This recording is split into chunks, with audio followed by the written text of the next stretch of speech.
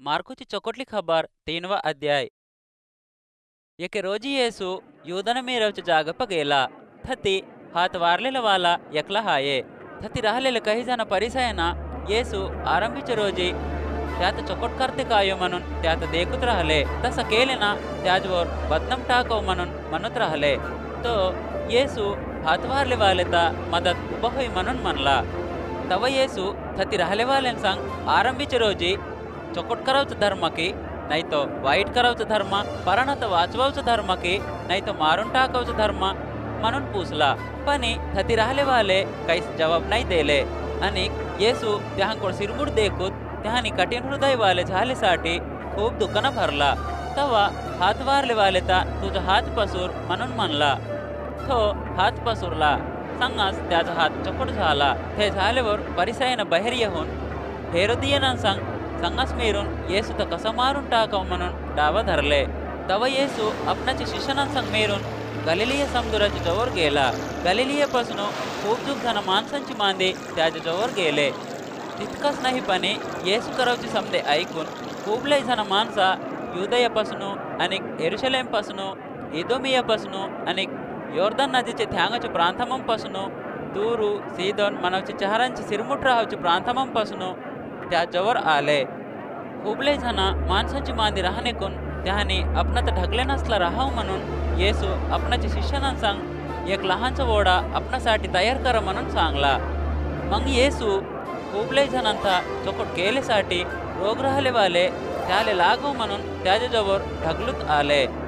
आणि वाईट आत्मे त्यात देखून तू भगवंताचा लेख होईस म्हणून बोंबलूत त्याचे पुढा उघडं पडले.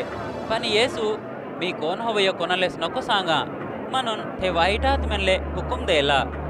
मग येसू डोंगरावर जाऊन आपणाला पसंत राहिले वाल्यांता बोलावला. त्याने त्याच्या जवळ गेले. त्याने आपणा संग राहावसाठी आणि माणसांना चौकटल्या खबरीचा प्रचार करवले.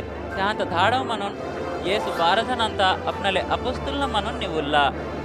आणि भूतांत खेदवचा अधिकार त्याहले देऊन तो चुनवलेले 12 जण अपोस्तलांचे नाव हेच होते. पेतुरू मनवचा दुसरा नाव वाला सीमोन, आणि जबदियाचा पोरग झालेला याकोब, त्याचा भाऊ योहान. योहानले बोयनेर्गेसू मनवचा नाव ठेवला. बोयनेर्गेसू म्हणले ना आबर गरजावचेले पोर म्हणून त्याचा अर्थ होये. आणि आंद्रेया, फिलिप्पू, बर्थलोमाय, मत्ताय, थोमा, आल्पायचा पोरग झालेला याकोब, थद्दाय, जलोते मनवचा सीमोन, आणि येसू तर हवाली केलेला युदा इस्करियोत. ते झाल्यावर येसू आपणाच्या घरी गेला. आणि माणसा मेरनेकून त्याले त्याच्या शिष्यानांले खावावले काही वखत नाही भेटली. त्याचे घरवाले हे घटना ऐकून तो पिस झालं म्हणून सांगूत त्याने ते आता धराव गेले. पण यरुशलेम पणू आलेले काही जण धर्मशास्त्रार्थ बोध करावचे वाले यात बैलिजेबुल मनवचा भूत धरला.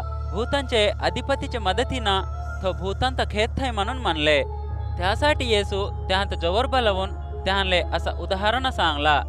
सैतान आपणा चापून कसा खेदू शकते. आणि कोणते राजवाडे पा फुटे फुटते तो ते राजवाडा उभा नाही होये. आणि कुटुंबे पा फुटे फुटले ना ते कुटुंब काही उभा नाही होये. तसंच सैतान काही आपणा चापून विरोधी होऊन आपणाचे अधिकारना फुटे फोडले ना ते सैतान काही उभा नाही होये.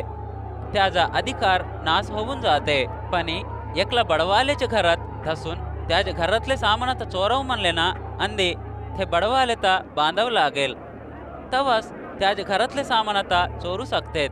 मी खरंच सांगताव समदे पापांता आणि माणसं करावचे दूषणालांता भगवंत माफी करते. पण निरुंपाक आत्मेता दूषण केले वाल्यांता भगवंत कवच माफी नाही करे. तसं करावचं माणूस कवचले पापी म्हणूनच दोषी होऊन राहते. धर्मशास्त्रार्थ बोध करावचे वाले आपणा वाईट आत्मा हाय म्हणून म्हणलेसाठी तो हे रकमीनं सांगला. तवा येसूची माय आणि त्याच्या भाऊना थती आले. बाहेर उभं होऊन येसू तर बलव म्हणून एक तर भीतर सार केले. थती येसूची सिरमुट माणसांची मांदी राहिली. त्याने हदेक तुझी माय तुझे भाऊना तुझ्यासाठी धांदरूत हायते म्हणून म्हणले. तो त्याहंता कोण माझी माय कोण माझे भाऊना म्हणून पूछला. तवा आपणाची सिरमुट बसून राहावचे वाल्यांकोड देखून हदेक याहनीस माझी माय माझे भाऊ बनना म्हणून सांगला. कहा म्हणले ना, भगवंताची इच्छाची वनी कोण करते तो त्याहानीच माझे भाऊ ना माझे बहिणी माझी माय म्हणून सांगला.